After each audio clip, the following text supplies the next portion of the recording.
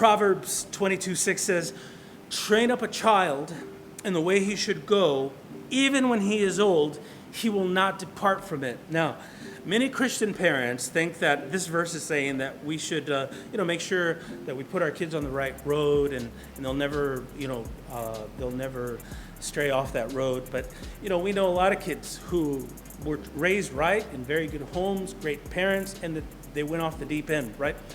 So that's not what this is saying. It's not a promise. It's a proverb. It's counsel. It's giving us instructions. But it says, train up a child in the way he should go, means according to their bent. In other words, children come pre-wired with certain characteristics and propensities.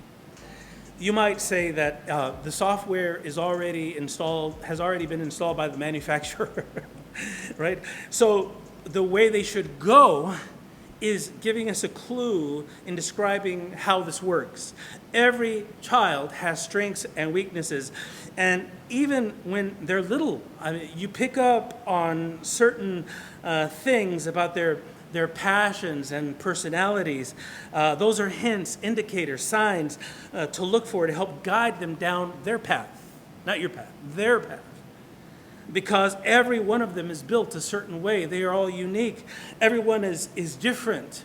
My son and I took my grandson fishing with a guide on a boat for the first time. And I'll be honest, I was not really looking forward to being out on a boat for hours and hours. The only thing that kept me going was the fact that I'd be getting to spend time with my son and my grandson. And the reason I was hesitating was because when I was little, my uncle would take the whole family fishing on his vacation. He'd get like sometimes a week or 2 weeks.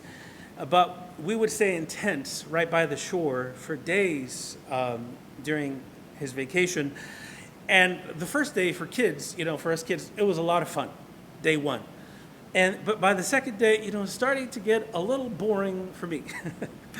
By the third day, I was fried, literally fried from the sun and fried I'm done. We're just getting started.